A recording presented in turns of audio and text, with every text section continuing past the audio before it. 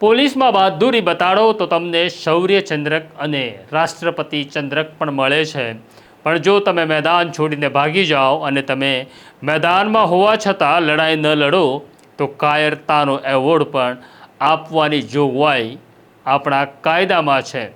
વાત કરવી છે વલસાડના પોલીસ ઇન્સ્પેક્ટરની કે જેમણે પોતાની સામે એક મહિલા અધિકારીનું અપમાન થઈ રહ્યું હતું, તેમને ધમકાવવામાં આવી રહ્યા હતા અને એક માણસ પોતાની ગન ટેબલ ઉપર મૂકીને મહિલા અધિકારી સાથે વાત કરી રહ્યો હતો, પણ આ પોલીસ ઇન્સ્પેક્ટરનું જમીર જાગ્યું નહીં અને આ ઇન્સ્પેક્ટરને બહાદુરી બતાડવાની ઈચ્છા થઈ નહીં, તેની વિગતે વાત કરવી છે।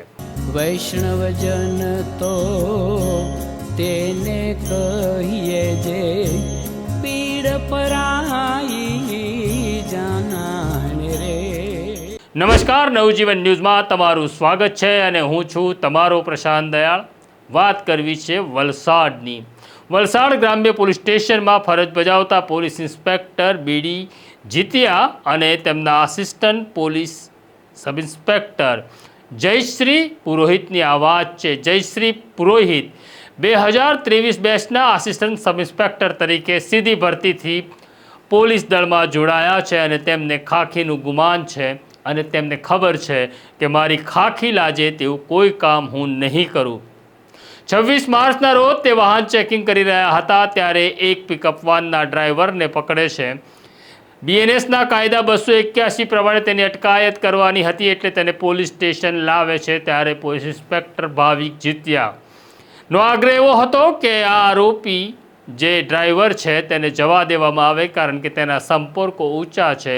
ત્યારે એએસઆઈ જયશ્રી પુરોહિત કહે છે કે કાયદાની જોગવાઈ પ્રમાણે બધી પ્રક્રિયા થઈ ગઈ છે એટલે ઇન્સ્પેક્ટર જીતિયા તેમને આ આરોપીને જામીન આપી દો તેવા આદેશ આપે છે।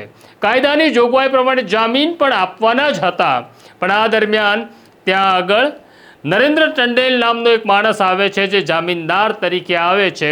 આ માણસ વલસાડના માછીવાર સંઘનો પ્રમુખ પણ છે અને વલસાડમાંથી કોંગ્રેસની ટિકિટ ઉપરથી વિધાનસભાની ચૂંટણી પણ લડેલા છે। આમ આ માણસ ત્યાં વગદાર છે।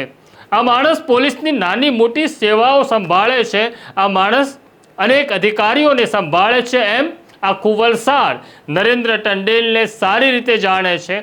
આ જયશ્રી પુરોહિતની ભૂલ એવી થઈ ગઈ કે તેમણે નરેન્દ્ર ટંડેલના પરિચિત માણસની પિકઅપ વાન પકડવાની ભૂલ કરી અને પછી જ્યારે બીજા અધિકારીઓના ફોન આવ્યા ત્યારે જયશ્રી પુરોહિતે વાત સાંભળવાનો ઇનકાર કરી દીધો એટલે નરેન્દ્ર ટંડેલનો પિત્તો છટક્યો હતો। તે પોલીસ સ્ટેશનમાં આવી ચાલો હું જામીનદાર છું, જામીન આપી દો એમ કહીને જયશ્રી પુરોહિત સાથે ઉદ્ધતાઈથી દાદાગીરીથી વાત શરૂ કરે છે અને ત્યાં મર્દ પોલીસ અધિકારીઓ પણ હાજર હતા પણ કોઈ કશું બોલતું નથી। જયશ્રી પુરોહિતનો દાવો એ હતો કે આ નરેન્દ્ર ટંડેલે પોતાના ખિસ્સામાંથી પિસ્તલ કાઢી ટેબલ ઉપર મૂકી વાત શરૂ કરી। આ બહુ સૂચક ઘટના હતી પણ ત્યાં કોઈ કશું બોલતું નથી। જયશ્રી પુરોહિત પોતાના ઇન્સ્પેક્ટર ભાવિક જીતિયા પાસે જાય છે। એને હતું કે મને ન્યાય મળશે, મને રક્ષણ મળશે। એક માણસ આવી પોલીસ સ્ટેશનમાં ધમકાવે, પિસ્તલ મૂકે, પણ આ જીતિયા સાહેબનું લોહી ઉકળતું નથી। તે પોતાના એક મહિલા અધિકારીને બચાવવા કંઈ બોલતા નથી, તે એટલું જ કહે છે કે હું ટંડેલને ઓળખું છું, તે સારા માણસ છે, તમને નુકસાન નહીં કરે। આ સ્ટોરી સાંભળી અમારું તો લોહી ઉકળ્યું કારણ કે અમારું કામ જ એ છે કે લોકોની વેદના સાંભળી જો અમને વેદના ન થાય તો પત્રકારત્વ મૂકી દેવું જોઈએ।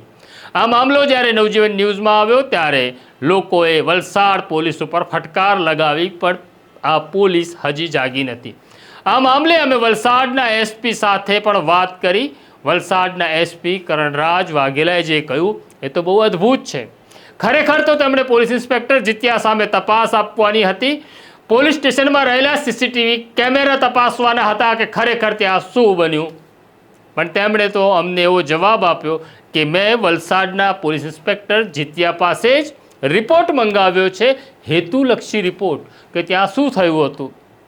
અરે સાહેબ, અમે કયા જમાનામાં જીવીએ છીએ અને તમે કયા જમાનામાં જીવો છો અમને ખબર નહીં। ખરેખર તો આ તપાસ એક આરોપ પોલીસ ઇન્સ્પેક્ટર સામે હતો એવો આરોપ હતો કે આ પોલીસ ઇન્સ્પેક્ટરે કાયરતા દેખાડી પોતાની મહિલા અધિકારીને બચાવવાની કાયદામાં જોગવાઈ છે.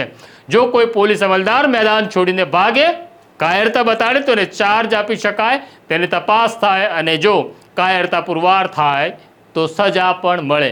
આ પોલીસ ઇન્સ્પેક્ટર જીત્યા કાયરતા તો બતાડે છે, પણ તેની સાથે પોતાના પોલીસ સ્ટેશનમાં રહેલા, થાણામાં રહેલા અધિકારીઓને બચાવવાનો પણ પ્રયત્ન કરતા નથી.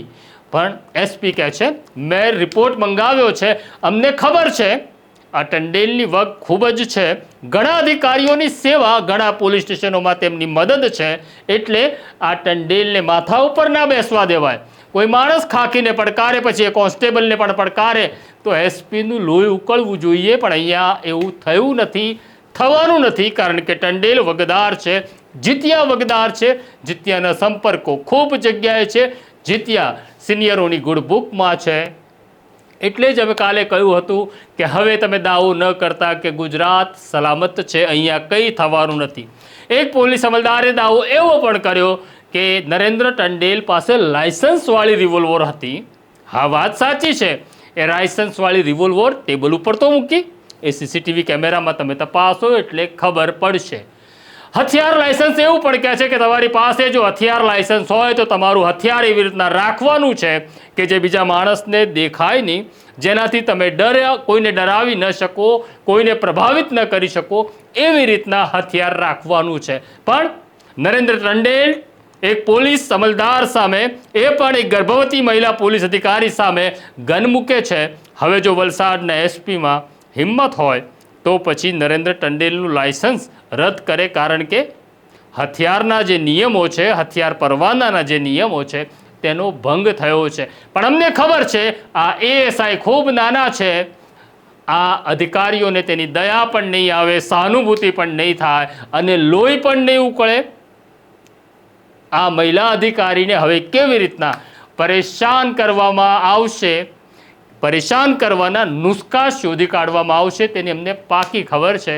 કારણ કે અહીંયા કાયમ નાનો જ માણસ પીસાય છે અને જેમના ખભા ઉપર 3 સ્ટાર કે અશોક સ્તંભ લાગે છે તે ભૂલી જાય છે આ કુદરતનું ચક્ર પૂરું થશે ત્યારે મારા પછી તારો વારો આવવાનો છે, સમજાય ત્યારે મોડું થઈ જાય છે.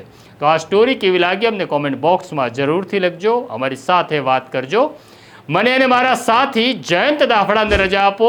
આ જ પ્રકારની સ્ટોરી જોવા માટે નવજીવન ન્યૂઝ જોતા રહો. લાઈક કરો, શેર કરો. નમસ્કાર. વૈષ્ણવજન તો તેને કહીએ જે પીડ પરાઈ.